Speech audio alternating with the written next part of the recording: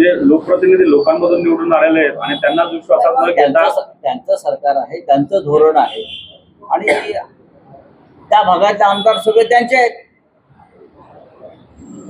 जावं त्यांनी मुख्यमंत्र्यांच्या दारात बसावं, जाऊन नाशिकला जिथे बैठक आहे तिकडे हिंमत असेल तर बसावं ना. आहे का हिंमत? नाराजी कसली व्यक्त करताय? शंडांसारखी नाराजी शंड व्यक्त कर. आणि मर्द असतो आमदार खासदार, तो कृती करतो, कृती करून दाखवतो की मला स्वाभिमान आहे. जे विषय आमच्याशी संबंधित आहेत ते तुम्ही बोललं तर बरोबर.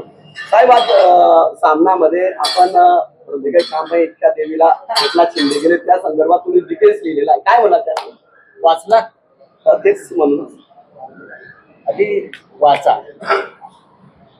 वाचल्यावरती प्रश्न विचारा. मी गेल्या महिन्यामध्ये कामाख्या देवी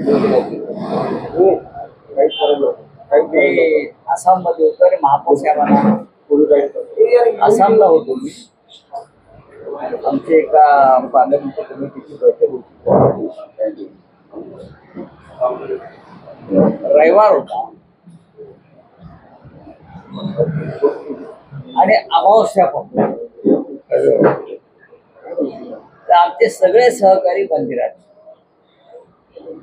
आमचे सगळे सहकारी खासदार कमिटी होते, चलो मंदिर जाता नहीं, हमारे महाराष्ट्र में बहुत मंदिर है, हमारे महाराष्ट्र में मंदिरों की कमी नहीं चलो.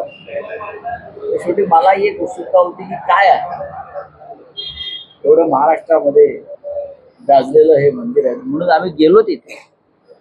प्रचंड गोर गरीब जन, प्रत्येकाच्या हातामध्ये बकर, बदक, कोंबड्या आणि एका बाजूला पाठच्या बाजूला म्हैस बैल. मला महाराष्ट्रातले असंख्य लोक तिथे दिसले. मला विशेषतः ठाणे जिल्ह्यातले फार लोक आले. मी म्हटलं तुमचं ग्रामदैवत आहे की काय? महाराष्ट्रातली मंदिरं काय बंद झाली?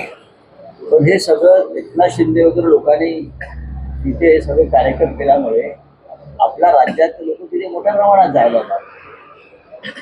त्या मला वाटले आज अमावस्या का दिन आहे, हा मुहूर्त आहे का बळी देण्याचा. आम्ही त्या गाभाऱ्यात गेलो. आतमध्ये प्रचंड अशी खोल गाभार आहे, उतरून जावं लागतं. आतमध्ये सुद्धा लोकांच्या हातात कोंबड्या, बकरी, कसली संस्कृती आहे. आणि शेवटी आपण देवापुढे नमस्कार करतो. एका बाजूला मला का बसलं या दिलंय जे ज्यांच्या पूजा आहेत आणि ज्यांनी बळी दिलेले आहेत त्यांचा बळी देऊन त्या प्राण्याचं मुंडकं तिथे आहे आणि ते समोर ठेवून त्याची पूजा होती. मी इथं आश्चर्यचकित झालो. मला शिंग दिसले का कोपरा असे बसले सगळे यजमान ते आणि पुजारी पंडा आणि एका रांगेमध्ये ते सगळे मुंडकी ज्यांची बळी दिली ते हे चित्र कसं काय गाडगे महाराजांच्या आपण महाराष्ट्रात राहतो. संत गाडगे महाराज गौतमकार ठाकरे यांनी या सगळ्या बळी प्रथांना आयुष्यावर विरोध केला. त्या महाराष्ट्रातून आम्ही येतो आमच्यासारख्या लोकांनी चित्रफार विचलित करतो.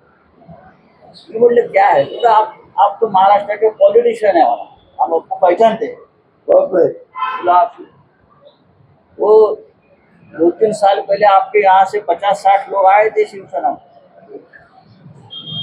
उस लोग सबसे ज्यादा बलि चढ़ाया. ये लोग कितने 50-60 लोग आए थे और लगभग सभी प्रकार के बलि चढ़ाया. पैसा को चढ़ाया, बकरी को, बदक को, और हमको बड़ा दक्षिणा भी दिया. बोला ऐसा क्यों पूजा किया जाता है? देखिए इच्छा होती है वो पूरी करने के लिए और जो शत्रु होता है वो खत्म करने के लिए, शत्रु के ऊपर विजय प्राप्त करने. हे मी त्या डोळ्याने पाहिलं, ऐकलं जातं. परत महाराष्ट्राच्या सत्तांतरामध्ये 3 वर्षापूर्वी हे अशा प्रकारे मी त्याला मानत नाही. या अशा गोष्टीमुळे सत्तांतर होतात. सत्तांतर हे भीती आणि पैशामुळेच झालंय.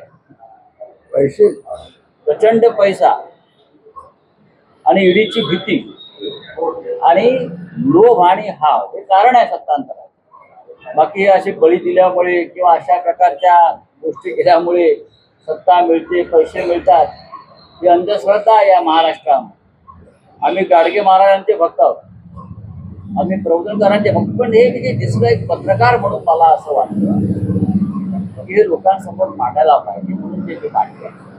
यातून लोकांनी बोध घेतला पाहिजे की इतक्या प्रचंड प्रमाणात बळी देऊनही या लोकांना भारतीय जनता पक्षाचे आश्रित म्हणून राहावं लागतं. अवस्था बघा हा शिंद्यांची काय आहे. हे सगळे आश्रित आहेत. अशा लाभार्थीपेक्षा आश्रित झालेत, त्याला आश्रित आहेत. ते त्यांच्या विरुद्ध कोणत्याही प्रकारे स्वाभिमानाचा बंड करू शकत नाही.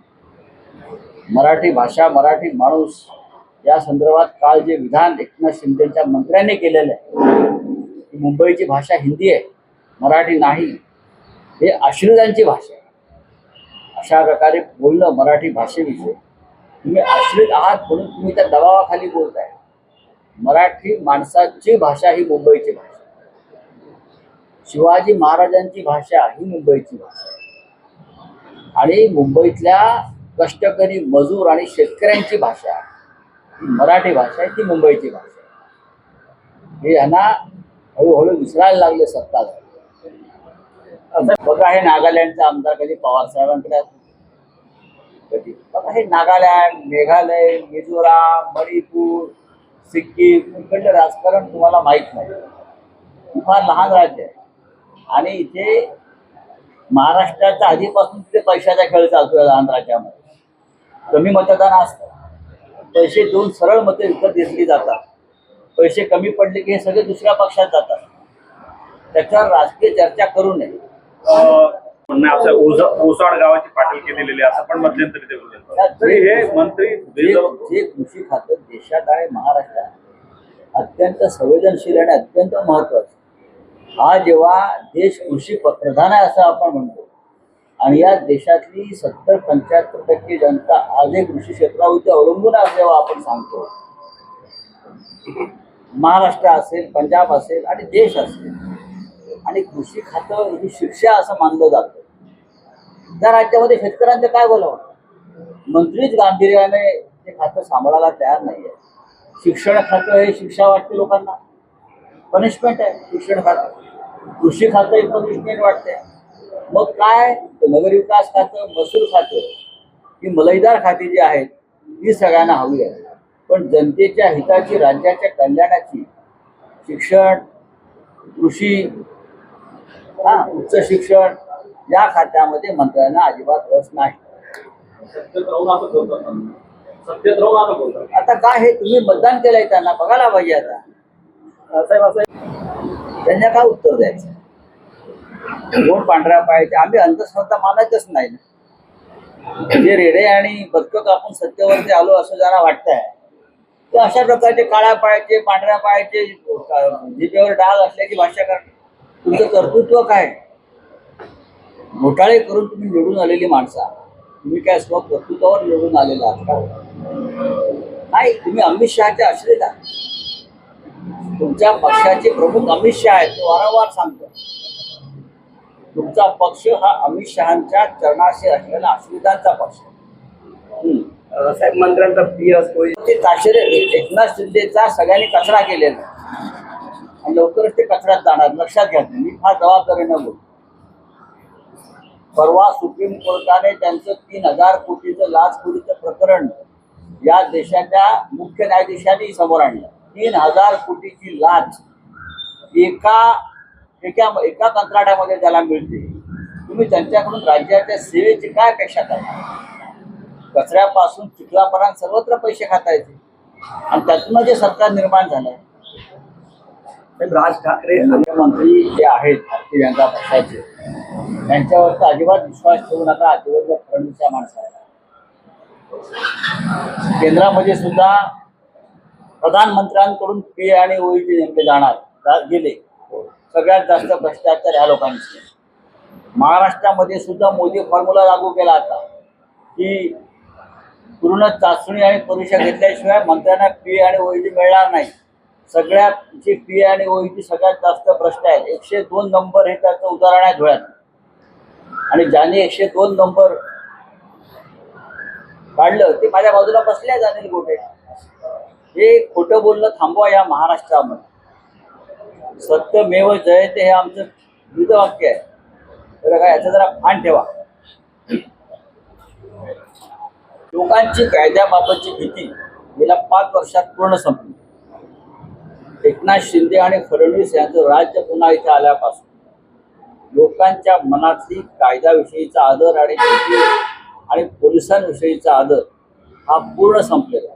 एक लक्षात घ्या, आम्ही काही गुन्हा केला तरी कायद्याचे हात आमच्यापर्यंत पोहोचणार नाही आणि आम्हाला वाचवणारं कोणीतरी आहे किंवा आम्ही पैसे देऊन लाच देऊन आमचा बचाव करू शकतो. या भावनेतून लोक अशा प्रकारचे गुन्हे करतायत आणि ह्या राज्यामध्ये लोकांमध्ये विकृती आणि अमानुषता वाढलेली आहे. कारण राज्यकर्ते अमानुष आणि विकृत झाले.